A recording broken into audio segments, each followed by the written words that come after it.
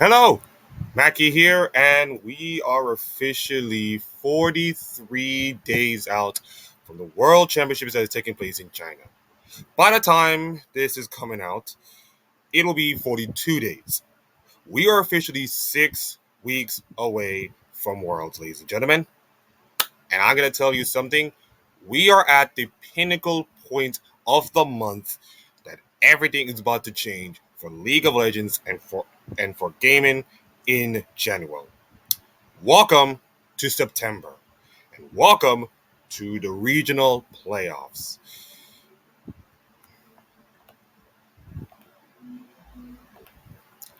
Now, we're going to kick off the LPL first, and then we're going to the LTA North, the LTA South, and the LCK to all that jazz. The LEC and the LCP is going to be like off this week, but they'll be back, of course, for the real seriousness of the playoffs come this week. But unfortunately, I have to disappoint my parents and my friends and all the family because it is time for Akeem, this boy, to talk about anime. I have to talk about anime. So, anybody who knows Death Note pretty much knows. Write your name, person get unalive, all that jazz. You probably basically know the show. Well, your boy here decided to do the world's version of Death Note. These are all the teams that are got eliminated for in contention with from Worlds this year. Not forever, guys. Although 100 Thieves is going to be kicked out. We'll get to that later. But these are all the teams that got absolutely booted out from Worlds contention. And there are a bunch of names. You got your expected teams, your Navi's, your SK Gaming, your Lion and Dignitas, TT Gaming, LNG, DN Freaks, Chiefs, Esports Club, Softback Hawks, RNG, OMG from earlier this year, Disguise, FPX, Team Liquid, DRX, WE, and of course, just recently, Ultra Prime getting absolutely clapped by Weibo Gaming 3-0. There will be one more team, the Death Note, to be written, of course, tomorrow, and that will be JDG versus LGD. And then we get to the real playoffs. Of course, the four teams will be picking from the winners of NIP, EDG, Weibo, and of course the winner of JDG, LGD. And then we get the playoff gauntlet. 8 teams fighting for 4 spots for World Championships. And remember the fourth place team will be playing against the LCK fourth place team in a one-off match to determine who will go to Worlds. It is that special. And I am not going to go reviewing that matchups that much. NIP and EDG from Group Nevada at work. Let's just be honest. Two of the best teams from Group Nevada actually beating their counterparts. Although you can say that, you know, you can. I think Leave deserves MVP for that series and that series alone. It was Leave literally carrying a dead carcass, including Doinby of all people. Like, if Leave is going to carry Doinby to like success, then you better have like you move to another region or something. He had to literally, and I mean literally, carry this entire series on his back, and he's my MVP for me. So no surprise there. EDG taking down their rivals, of course, Team WE. Now, in case everybody don't know the history, Team WE was formed a couple of years ago, with some pretty good players, all that jazz, and then EDG is saying, "Oh, you have some pretty good players. Let me just yoink all of them for you," and that pretty much started a hatred, that started years ago. And unfortunately for Team WE, after playing so well in Split Two, I call it Spring. LPL Spring, they were playing so well, beating so many good teams. Finished fourth. They finished fourth in LPL, and now they got eliminated by EDG. That is just absolutely sad and brutal, of course, at the same time. Weibo UAP, Weibo Ultra Prime. I have nothing much to say. Yeah, Weibo got beat the absolute tart out of Ultra Prime in my cases. So yeah, this is just not. So we got two good teams from the group Nevada advancing out, and you got one good team from the group Ascend going through. So you can say that in based on form and everything and all that jazz, not much surprises in all these matches. Although you can see if LGD can do the job against JDG and will be in a massive upset. But in terms of like all the matches being taking place, not much surprise is being going on. So this match is taking place tomorrow, the fourth and final match of the qualification matches, and then the real playoffs will begin soon. And I will find out if when the real playoffs will kick. Oh, the Sunday, this Sunday. So after this Tuesday game, there'll be a couple of days off, and then we'll start the playoffs on Sunday and Monday throughout the entire week as we get ready for the most important LPL playoffs this year.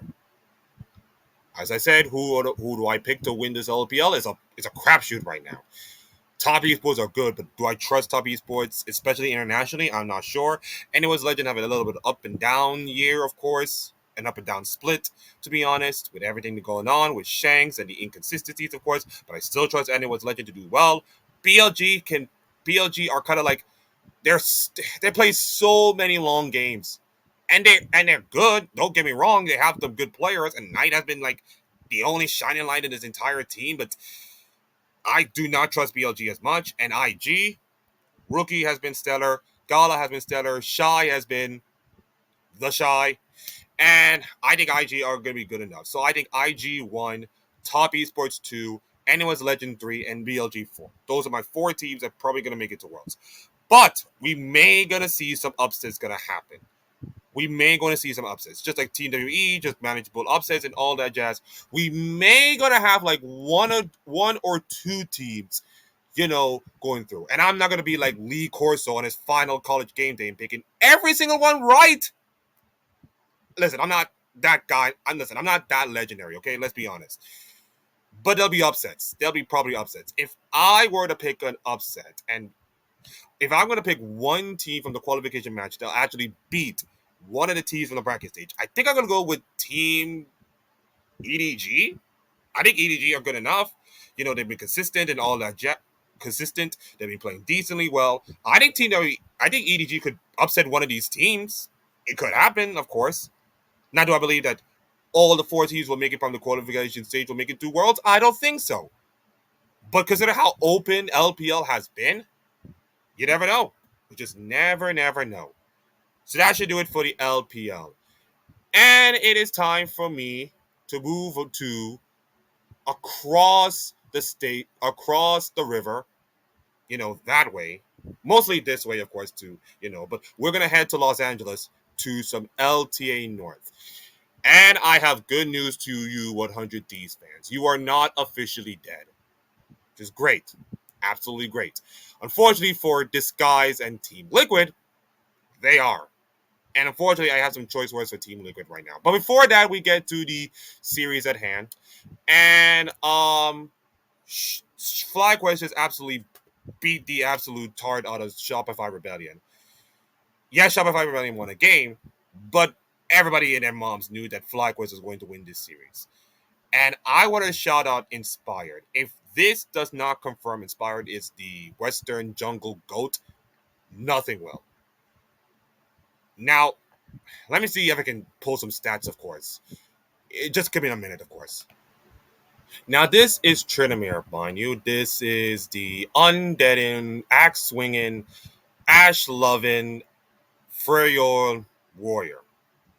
I don't know much about League of Legends lore, but this is my kind of analysis. So, this entire year, he has been banned 12 times. I mean, picked 16 times. But look at the roles 10 times in mid, 5 times in top, but only one game on jungle.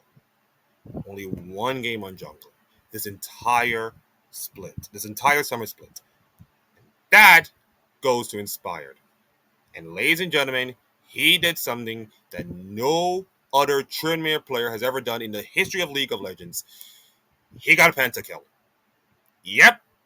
Inspired Tryndamere in Game 4 of the LTA North playoffs got a pentakill. Yep, that is absolute cinema in my opinion. My God. Yeah, so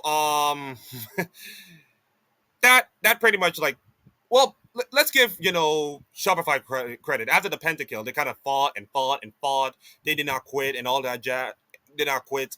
They fought and making a game of themselves, but it will almost feel like, yeah, Shopify is going to win this game no matter what. They're going to win this series no matter what. And Shopify Rebellion are going to be playing in Sunday's final. Now, you notice, of course, the schedule. Cloud9 versus 100 Thieves. The winner will go to Texas and the cross-conference finals. And then the winner will take on Shopify Rebellion the following day, and then the winner will take on FlyQuest to determine the number one seed in the cross-conference matchup, along with the LTA South. Again, Riot's baby, not ours.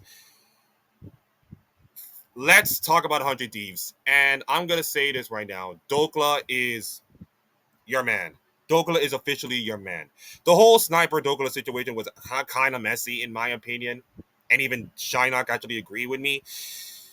But man, Dokla actually put on probably the best game, probably the best series of his career since, NRG way back when, as they absolutely dismantled Team Liquid. Quid, man. He popped off. He absolutely popped the hell off. And I will tell you one thing. If we get this Quid person playing well against Cloud9 of all teams, whoo, man, it is going to be fun. It's going to be a pretty fun, emotional series for them. And the good news is they're not going to play in a closet ever again. Thank you. They're going to be playing in front of like friends and families, and hopefully the 100 Thieves organization pretty much show up. Then again, the way they treated 100 Thieves in the entirety of this year, it's probably a surprise to even some people. So who do I know? It's esports, I guess. But, as much as I admire the 100 Thieves victory, and as much as this is a great day for David Shinnok, shout out to him. Love your channel. Like and subscribe and all that jazz. Not only his channel, but mine. As we talk League of Legends, not all year round, but hopefully a couple of days, and I guess. While we celebrate 100 Thieves' incredible victory and their incredible moment, Team Liquid, I'm sorry to say, but you are in the death note. And I'm not talking about the death note in terms of this year, but the death note in terms of your entire team. I think it's time for us to say goodbye to the entire core. And let's be honest, this core kind of fell off the map the moment you can say that post first stand, of course. I have to say that first stand was kind of like the first sign of this team kind of fell off completely. And then it shows in spring, it shows in summer, and of course they replaced the jungler with Yuji. And I think he was decent, but Yan was the only good player, of course. And sadly, Impact, listen,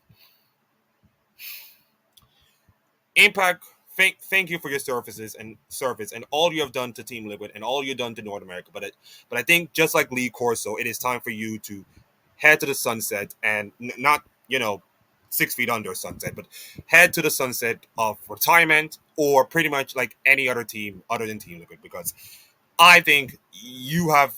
Let's be honest, and I'm gonna be honest with him. He has not been great.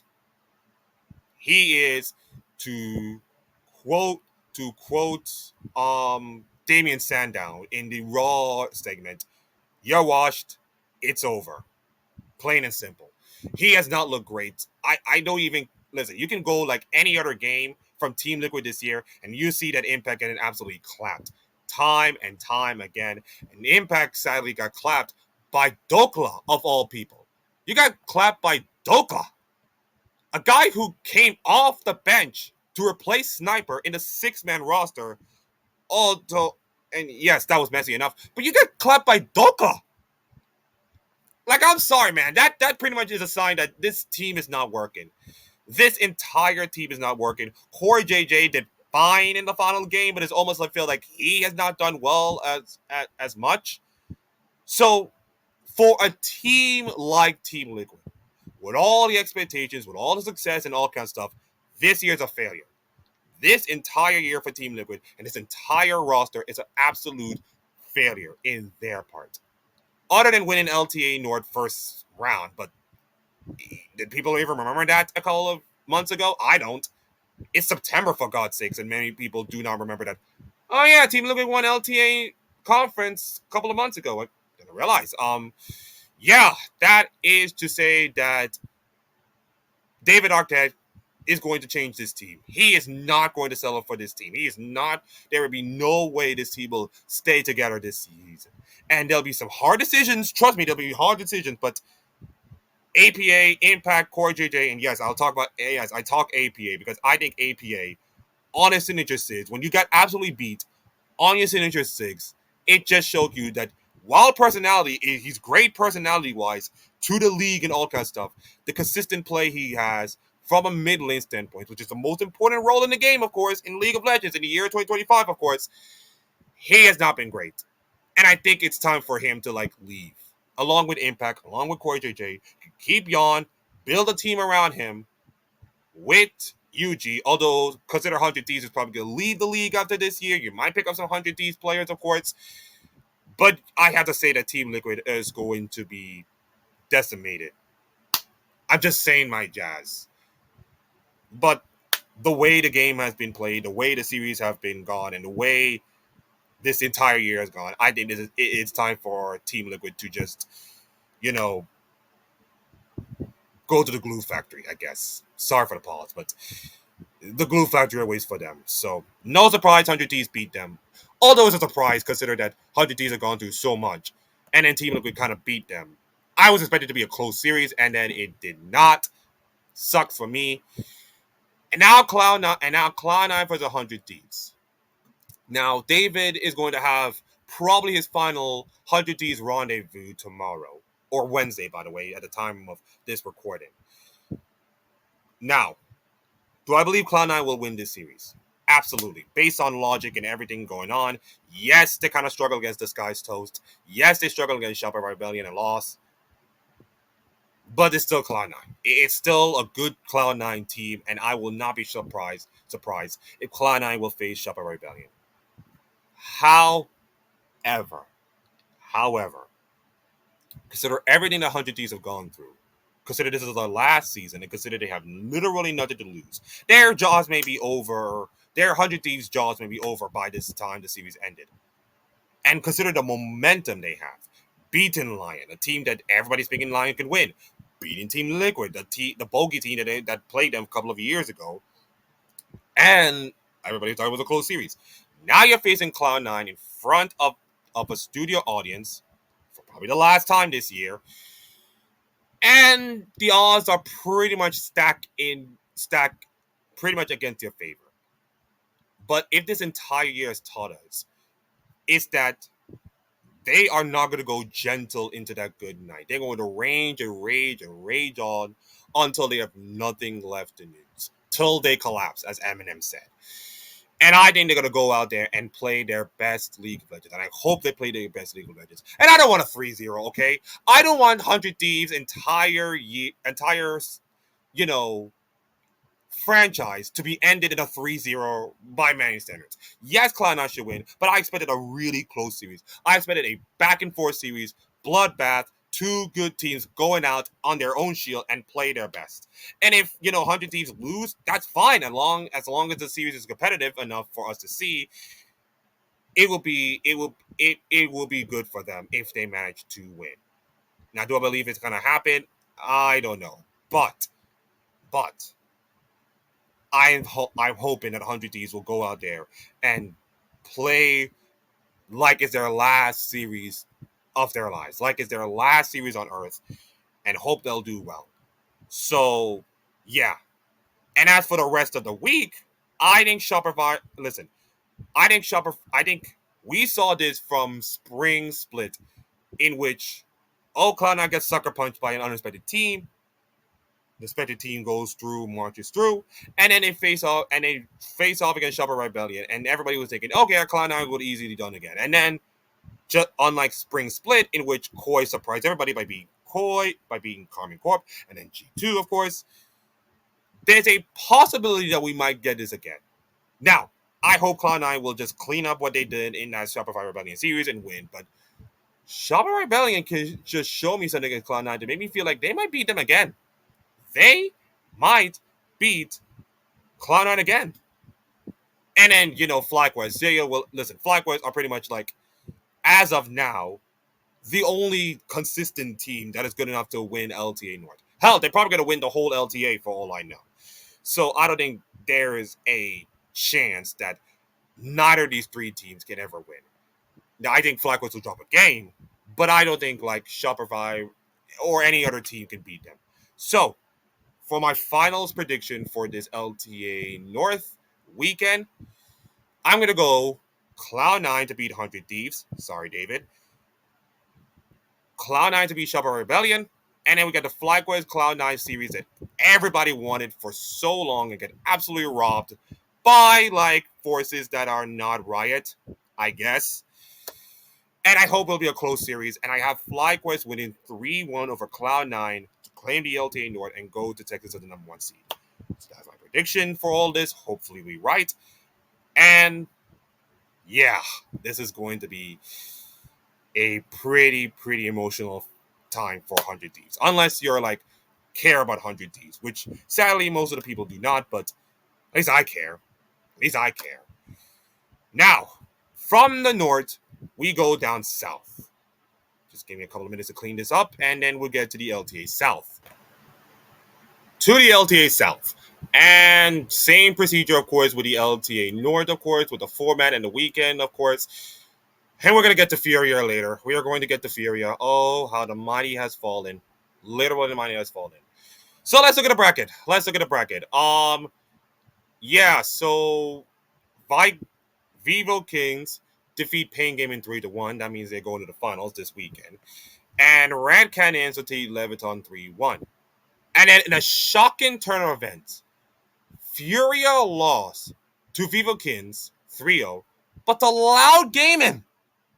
Now you're thinking to yourself, okay, Akeem, it's Loud Gaming, but Loud, a team that fell off completely off the map post 2020, post last year, and have not looked like the greatest team in all of South America in Mobile Jazz, because Pain and Vivo Kings are now taking over, of course.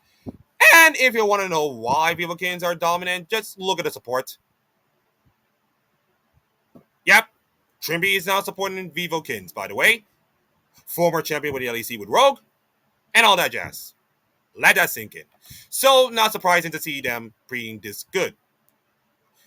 But my God, Furia, after, challenging G2 in the MSI and doing decently well and winning their first big split as an organization, just fell out completely. And I think there is a reason for it. In fact, 5 reasons. But unfortunately, I am not going to be the one to do that reasoning because LTA South and all the other regions, despite the big ones, are not my forte. Sorry to all my Brazilian fans. Not your fault. But someone else do. If you are familiar with League of Legends or you're not familiar with League of Legends, I would like to introduce you to Peter Dunn. Peter Dunn is a former coach of CBLOL, of course, INTZ. He is a former LEC coach with Vitality or Man Lions. I don't know which one is. He is a former LCS coach with Evil Geniuses. Yes, that Evil Geniuses. And he is co-hosting with Thorin on the Best Damn League show talking about the good, bad, and ugly points about LEC.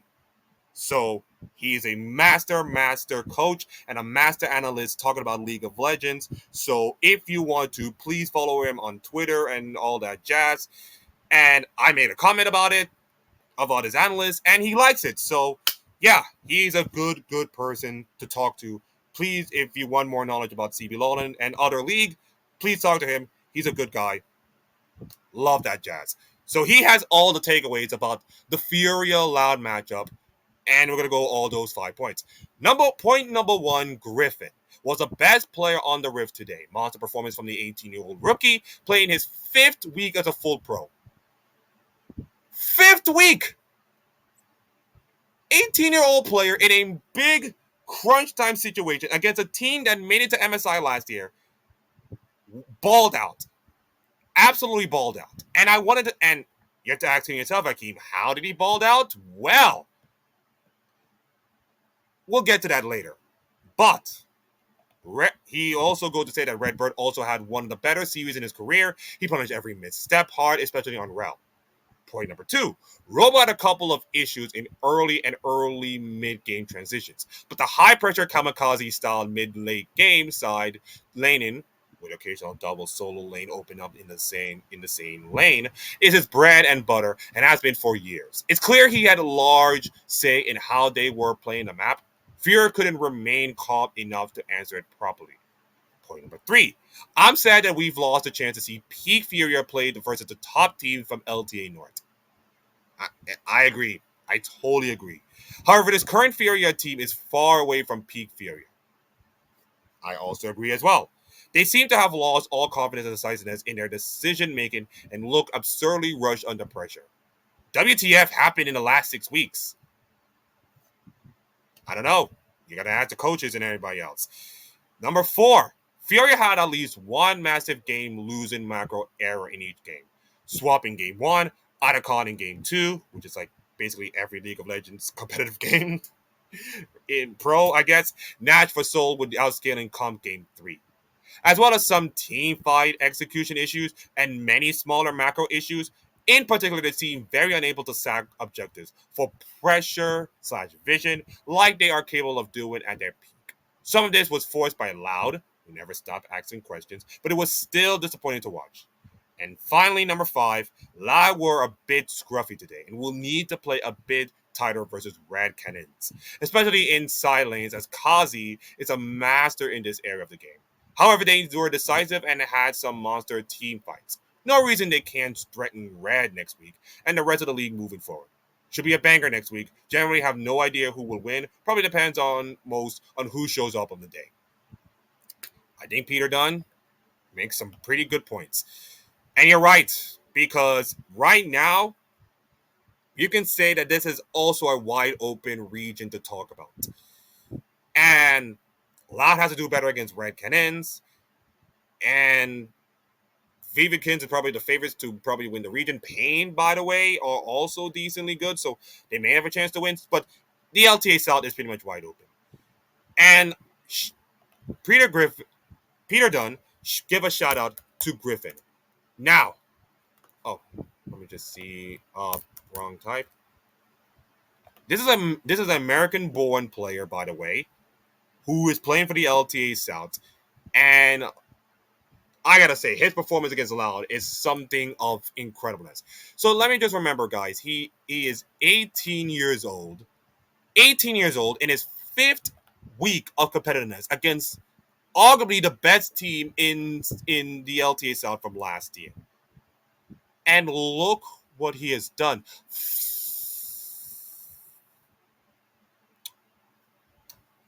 Folly Bear Jungle. Folly Bear Jungle. My God. He went 5-1 and 4 on Wukong. Okay, fine. 2-5 and 11 on Skarner. Okay, fine. But went 6-5 and 8 on Volibear. Volibear Jungle. Like, we haven't seen Volibear Jungle in a while. In fact, let me just pull up the stats for Volibear, let's be honest. For this entire summer, Volibear has only played in the jungle 25 times. He has a win rate of 58%.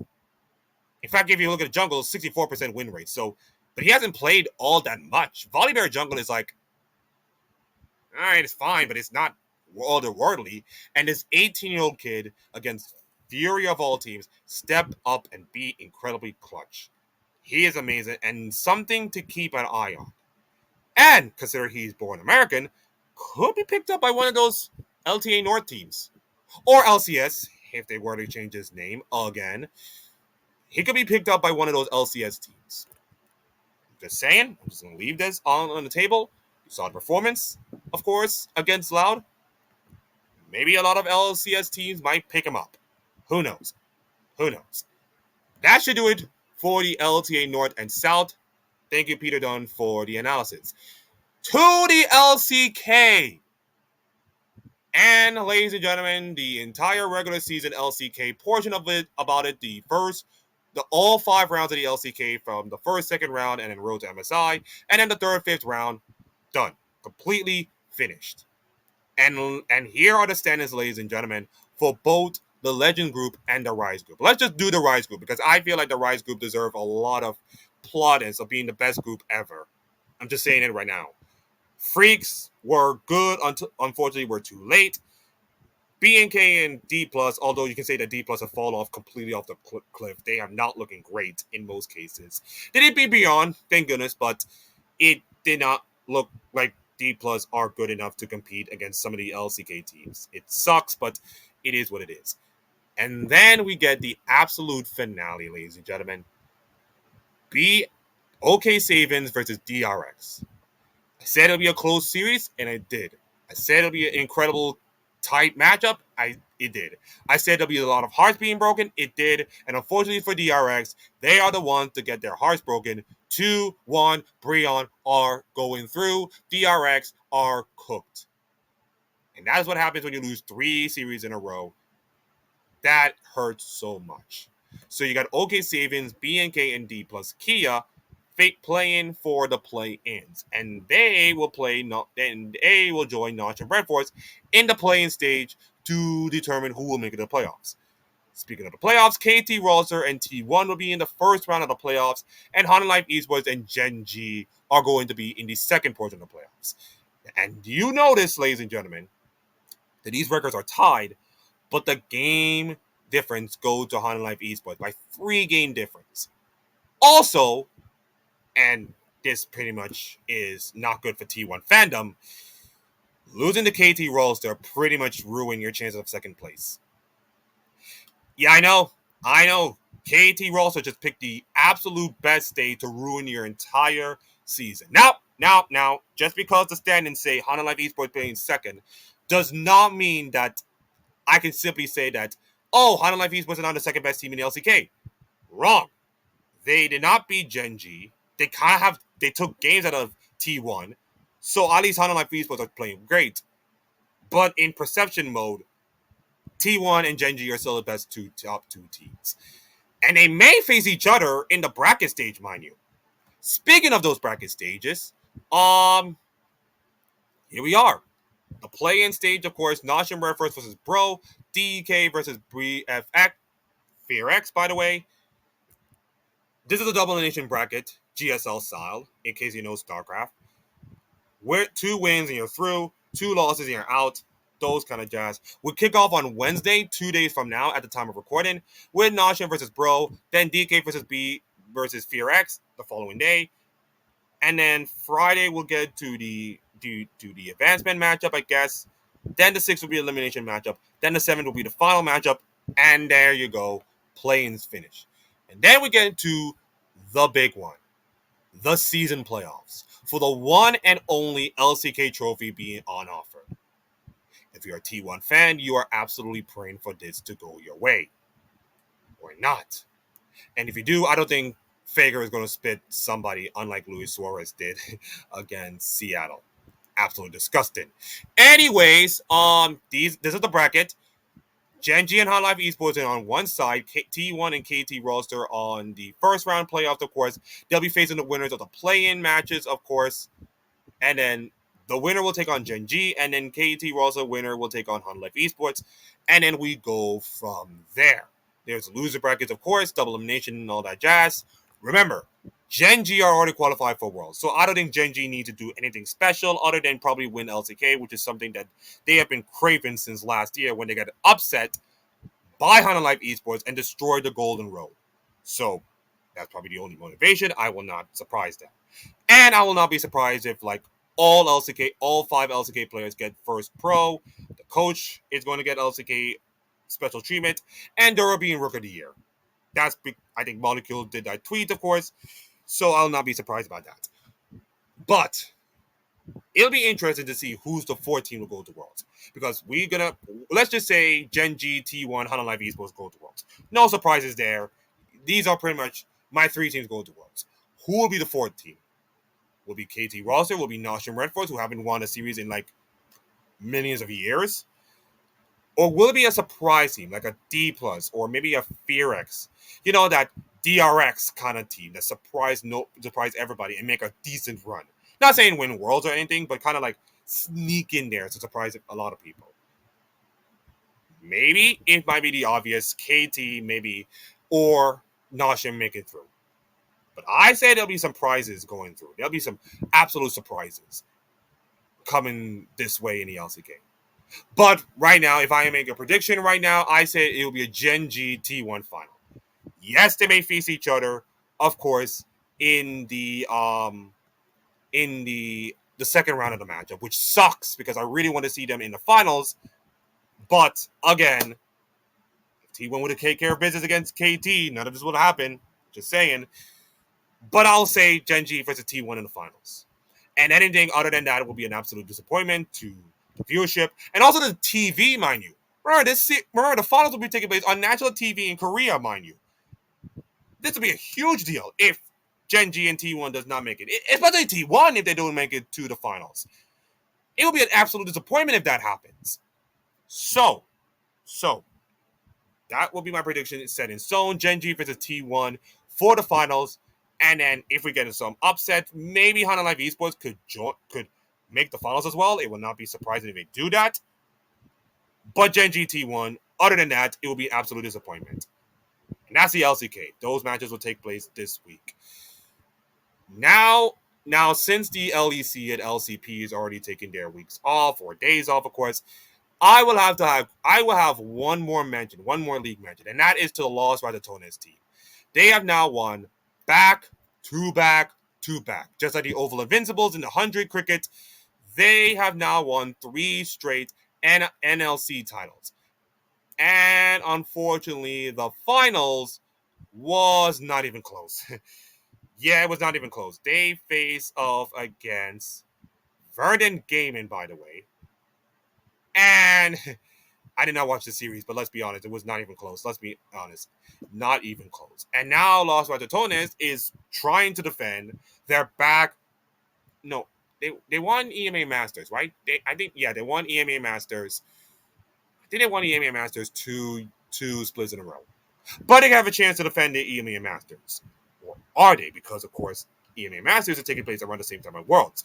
And there's a lot of questioning, of course, see if Cadril and his crew decided to, go to the Masters or just kind of, not forfeited. If that happens, that will set a shockwave toward Tier 2 League of Legends in Europe, and it puts the ball squarely on Riot's court to pretty much say that League 2 or Tier 2 esports in League of Legends, and not just League of Legends, in probably Valorant, of course, it's pretty much being mistreated, of course, in some cases, being mistreated and misguided. And consider that some of the players who are established, of course, and some of the quote-unquote rookies are not being picked up by LEC teams. It is not looking good for Tier 2 League of Legends in some cases. Not just North America, but also in Europe as well. But yes, we have a bunch of talent, and I think LEC will be fine. But if you get moments like these and saying Los Angeles is not going to play EMEA Masters, that is not going to go well with so many people. That is not going to go well with so many people. But congratulations, Cadril and the crew for winning the third straight NLC title. And pretty much setting viewership records in all that jazz. So there you go. Now then, let's see if we can find more news from the sheep. Okay, so not much news. Some interviews. Of course, they mentioned about Inspire getting the pentakill on Tryndamere. By the way, the third time that Tryndamere jungle exists in League of Legends. As far as it goes, I guess. But there is one big news I want to talk about. This is from LEC Wulu, and Elias Marchodi is the editor. And sources said that Navi are closing buying out of KC Blues The Rock as the new LEC head coach. I knew KC Blue are also in EMAs, and I can say right now that Los Ratatones and Carmen Core Blue are kind of 1 and 2 in the EMA Masters hierarchy. Of course, I hope we'll get to see them in the finals, despite the fact that it's taking place around Worlds. It hurts, I guess. Now, Navi. Thankfully, Navi realizes that this split. Forget about this split. Just Men in Black, Flashlight. Forget the split happens, and now we're going to move forward into next year, and they are going to do that by going after The Rock not Dwayne Johnson, guys. Valsas The Rock Voltis, who is the coach of the LFL team Carmen Corp Blue. Now, unfortunately, Freddy122 decided that, yeah, he's gone. He is done. He is done with this organization, who, by the way, has been with the organization for since the first year of Rogue, mind you. So he has been there throughout all the horrible years of Rogue, all the great years with Rogue, winning a championship and all that jazz. But I think everyone knows the moment that Navi are entering the league, he's not going to last that long. Larson's not going to last that long. Monroe's not going to last that long. And some of the players are not going to last that long. This is going to be a Navi team. And I think this coaching change is going to be a huge start for them. I hope they'll get it, and I hope they'll build a team that is entirely Navi. Entirely Navi. So, let's just talk about it, of course. Normally, once teams wrap up this season, they verbally agreed on future players and coaches. And the timing, of course, happens on mid of November, where the salaries start being paid. And the new hires, of course, will be, contracted with the former organizations. However, Navi's case is different. They opt out to buy the Carmen Corp, which means they get a good start in the off season. So they also wanted to sign Anis Relic Ukan for the 2026 summer split, but decided to fill Tiger instead. Now they are wanting to be like a CS:GO team because they're so good at CS:GO, and they wanted to be aggressive and on the market. So let's just do all that jazz. Now, of of course, it's a huge blow, huge blow, of course, for the team, and a huge blow for the LFL coaching, of course, is that let's be honest, Rhea, Ziga, Wadi, all of course coach this team, of course, in some extent, and then now move up to the LEC. So you can say that Carmen Corp, for all the fan craziness, have been developing teams and good players. So yeah, they have been developing really well, in my opinion, really well. Now, of course, player changes have to be made. Of course, I mean, let's be honest, changes have to be made. I mentioned about the changes being made. Adam is a goner. Larson should be a goner. Ham Samdi is probably going to be staying, but I think you can say that the entire roster needs a rechange. Pretty much so. Now, no, guys. No.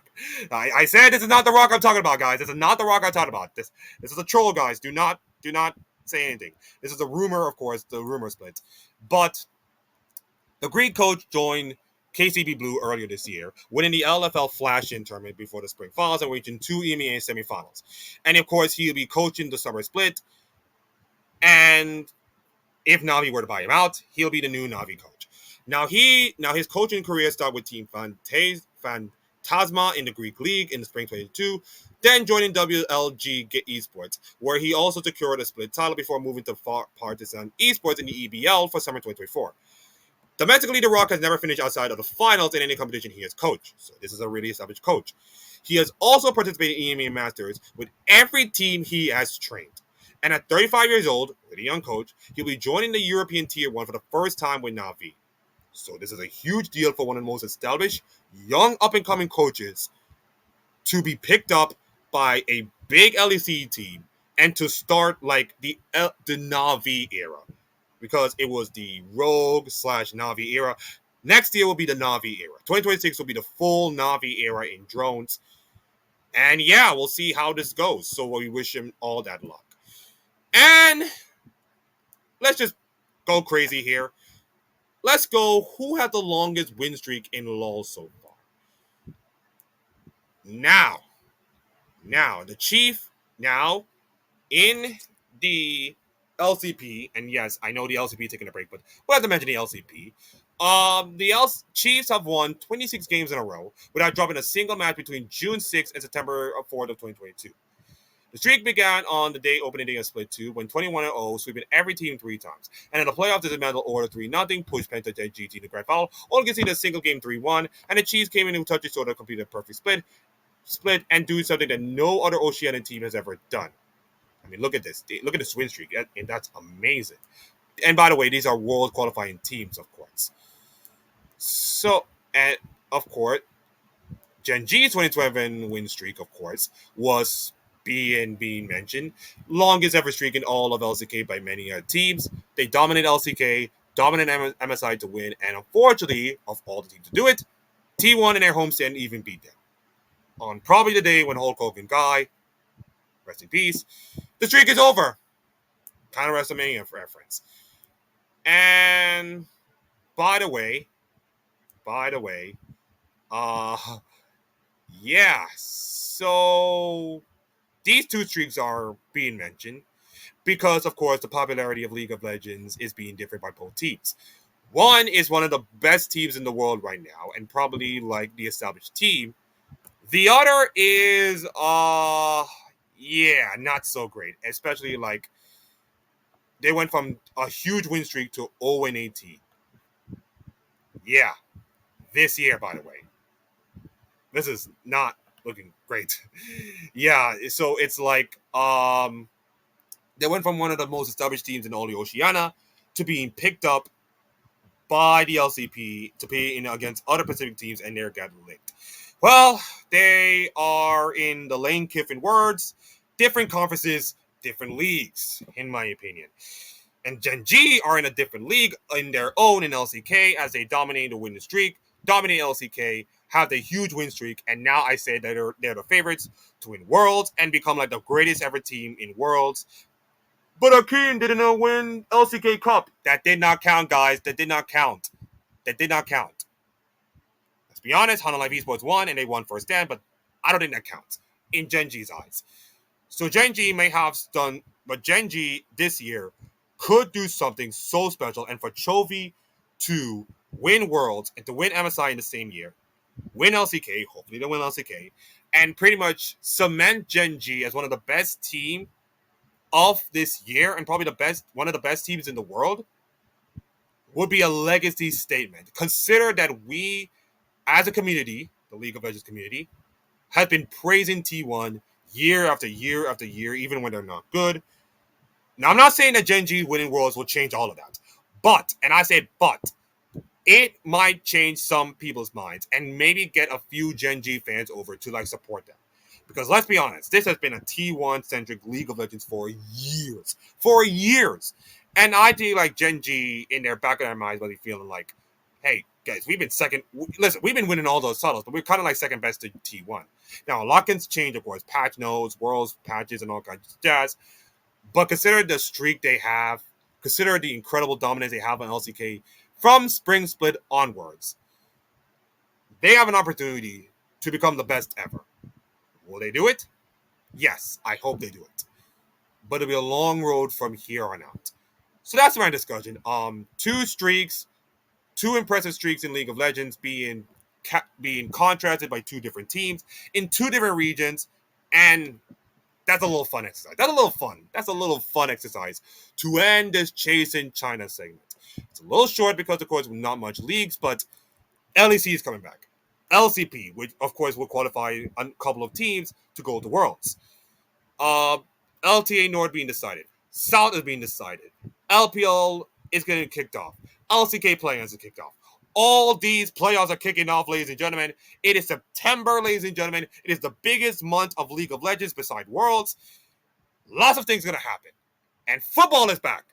Real American football is back. I enjoy the college football games, of course, especially the Texas and Ohio State, debacle of Arch Manning. Like, Ohio State just really destroyed him, of course.